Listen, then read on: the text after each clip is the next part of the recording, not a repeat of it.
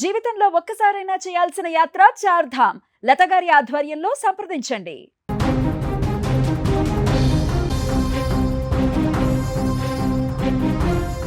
శాంతి కరువైన మణిపూర్ గడ్డపై మరోసారి నెత్తురు పారింది. ఆకాశం నుంచి నిప్పుల వర్షంలా దూసుకొచ్చిన రాకెట్ అమాయక పసి ప్రాణాలను బలి తీసుకుంది. కంటి పాపల్లా కాపాడుకోవాల్సిన చిన్నారులు అంతు చిక్కని హింసకు ఆహుతైపోవడం యావత్ దేశాన్ని కలిచివేస్తోంది. సరిహద్దుల్లో కాపలా కాసే సైనికుడి ఇల్లే లక్ష్యంగా జరిగిన ఈ దాడి రాష్ట్రంలో మళ్లీ అల్లర్ల చిచ్చును రగిల్చింది. ఈ దారుణ ఘటనతో మణిపూర్ ఒక్కసారిగా ఉలిక్కిపడింది. మణిపూర్ రాష్ట్రంలోని బిష్ణుపూర్ జిల్లాలో తెల్లవారుజామున ఒక భయానక ఘటన చోటు చేసుకుంది. మొయిరాంగ్ గ్రామంలోని ట్రింగ్లాబీ అవాంగ్ లేకై ప్రాంతంలో అందరూ గాఢ నిద్రలో ఉన్న సమయంలో సమీపంలోని కొండ ప్రాంతం నుంచి ఒక రాకెట్ దూసుకొచ్చింది.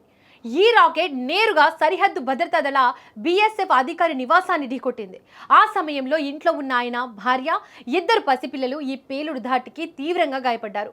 వారిని వెంటనే ఇంఫాల్లోని ఆసుపత్రికి తరలించినప్పటికీ ఫలితం లేకుండా పోయింది. చికిత్స పొందుతూ ఆ 2 చిన్నారులు ప్రాణాలు కోల్పోయారు. ప్రస్తుతం వారి తల్లి బినితా పరిస్థితి అత్యంత విషమంగా ఉంది. ఈ వార్త దావనంలా వ్యాపించడంతో మణిపూర్లో ఆగ్రహ ఆవేశాలు మిన్నంటాయి. మైతే, కుక్కీ వర్గాల మధ్య ఇప్పటికే నెలకొన్న విభేదాలు ఈ దాడితో మరోసారి బహిర్గతమయ్యాయి. చిన్నారుల మరణ వార్త విని స్థానికులు రోడ్లపైకి వచ్చి భారీ నిరసనలు చేపట్టారు. ఈ క్రమంలో నిరసనకారులు తీవ్ర హింసకు దిగారు. ఒక పెట్రోల్ బంక్ సమీపంలో ఉన్న 2 ఆయిల్ ట్యాంకర్లకు ఒక లారీకి నిప్పు పెట్టారు. పోలీస్ స్టేషన్ల వద్ద టైర్లను తగలబెడుతూ తమ నిరసనను వ్యక్తం చేశారు. ఒక తాత్కాలిక పోలీస్ అవుట్ పోస్ట్ ను కూడా ధ్వంసం చేశారు. పరిస్థితి అదుపు తప్పుతుండడంతో ప్రభుత్వం వెంటనే రంగంలోకి దిగింది. ముందస్తు జాగ్రత్తగా ఇంఫాల్ ఈస్ట్, ఇంఫాల్ వెస్ట్, తౌబాల్, కాక్చింగ్, బిష్ణుపూర్ జిల్లాలో 3 రోజుల పాటు మొబైల్ ఇంటర్నెట్ సేవలను నిలిపివేస్తూ ఉత్తర్వులు జారీ చేసింది. సోషల్ మీడియా ద్వారా పుకార్లు వ్యాపించి హింస మరింత పెరగకుండా ఉండడానికే ఈ నిర్ణయం తీసుకున్నట్లు అధికారులు తెలిపారు.